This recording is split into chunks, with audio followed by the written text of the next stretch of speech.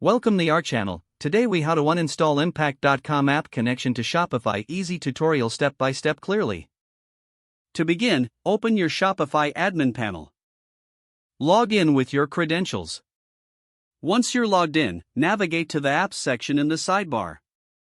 Look for the Impact.com app in your list of installed apps. Click on the Impact.com app to open its settings. In the app settings, locate the option to disconnect or uninstall the app. Click on the Uninstall or Disconnect button. A confirmation prompt will appear. Read the prompt carefully to ensure you want to proceed.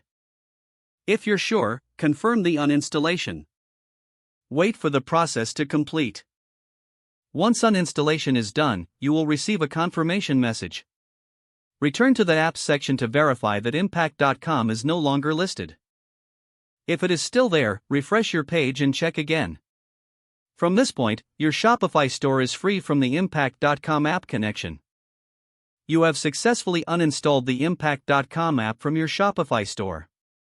If the page does not load, refresh the browser or try again in a private or incognito window. Make sure you are using the correct email address, then retype it carefully to avoid small typos. If your password is not accepted, use the reset option and create a new strong password you can remember.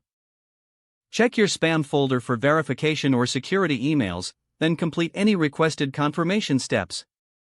Enable two-factor authentication if available to improve account security and reduce unauthorized. After signing in, review your profile details so your contact information and settings are accurate and current. If you see an error message, note it down and try again after restarting your device and internet connection.